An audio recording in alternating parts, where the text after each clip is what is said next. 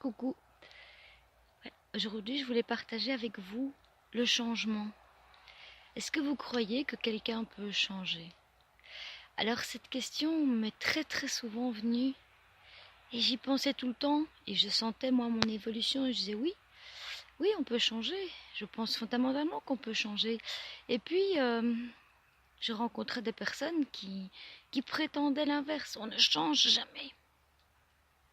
Ils étaient tellement persuadés, et moi j'étais tellement persuadée du contraire, mais en même temps, moi, il y avait quand même un petit peu, j'étais un petit peu d'accord avec eux, je me dis changer, ça me perturbait. Jusqu'à voilà très très peu où j'ai compris en fait pourquoi ça me dérangeait. Et j'ai compris qu'en fait, eh bien, j'avais raison. Et ceux qui prétendaient qu'on ne changeait pas avaient tout à fait raison aussi. Parce qu'en fait, c'était question, encore une fois, d'un mot, de la perception qu'on a de ce mot. En fait, effectivement, on ne peut pas changer. On ne peut absolument pas changer ce qui est inchangeable. Parce qu'en fait, on est des êtres immuables. On est des êtres, comme je l'ai déjà dit à plusieurs fois, qui avons tout en nous. On est avec tout en nous. Nous sommes parfaits dès notre naissance. Nous naissons en totalité, en globalité merveilleuse, en tant qu'êtres illimités que nous sommes tous. Donc effectivement, on ne peut pas changer ce qui est immuable, ce qui est inchangeable et ce qui est déjà parfait. Et ça, nous le sommes tous et nous l'avons tous en nous. Nous avons tous ce joyau merveilleux. Nous sommes tous ce joyau merveilleux. Ça, c'est une merveilleuse certitude qui s'est révélée à moi. Et justement, j'en arrive au mot que je viens d'employer, qui fait toute la différence.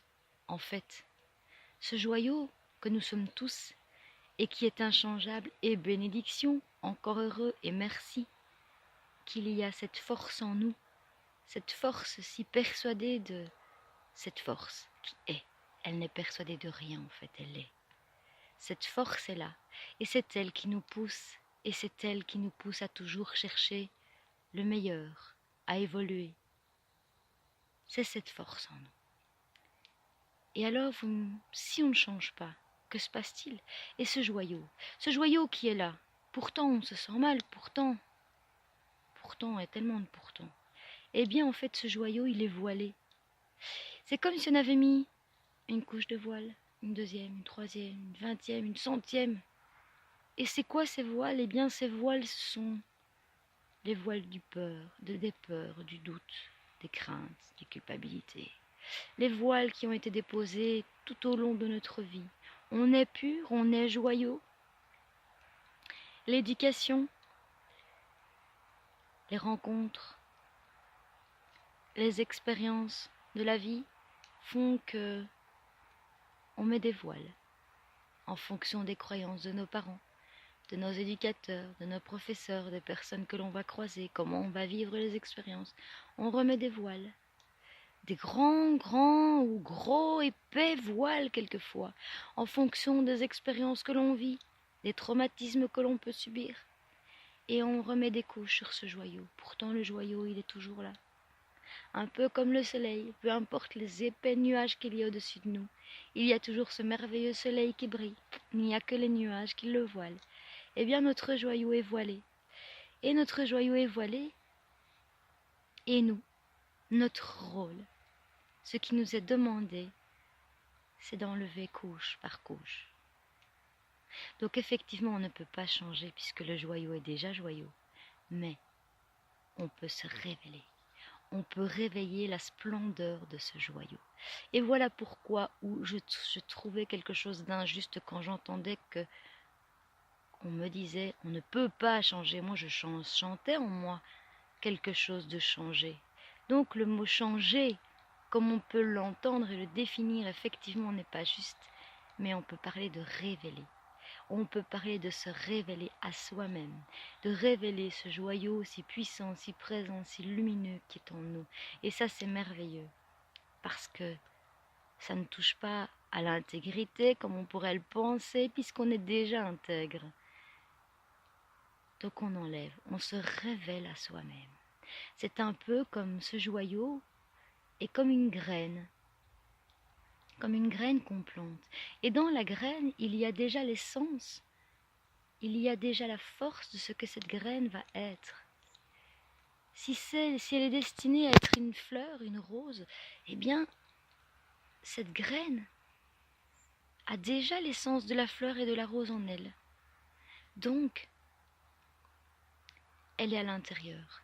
Et on va enlever une couche de terre trop épaisse, et on va encore enlever une autre couche, et encore une autre couche, mais la graine est toujours rose, jusqu'à ce que cette rose, elle va se déployer, elle va grandir, jusqu'à devenir un bouton, et puis après, elle va se déployer comme une merveilleuse fleur sans arrêt, et fleurir encore, et encore, et encore, et c'est ça qui est merveilleux, c'est ça la révélation à chaque pas, à chaque compréhension, à chaque nettoyage, à chaque libération.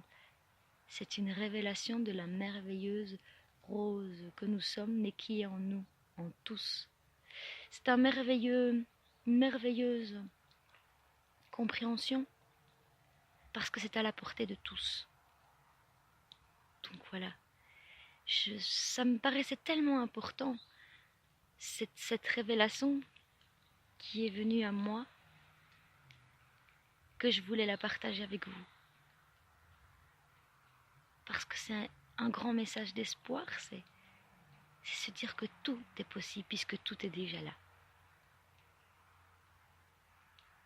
Et je vous souhaite de vivre les plus belles des révélations. Je vous souhaite d'avoir confiance, même dans les moments difficiles. Parce qu'un moment difficile est avant tout, précède une révélation de vous.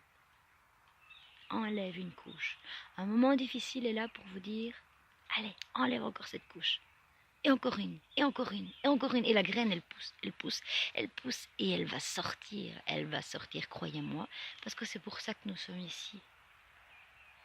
Et on a tous cette force en nous, puisqu'on a déjà ce joyau en nous. On a déjà cette lumière en nous. On est déjà ce tout, cette totalité. On l'est, on l'a toujours été, et on le sera toujours.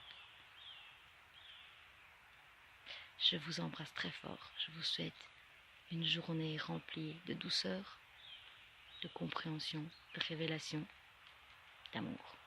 À très bientôt.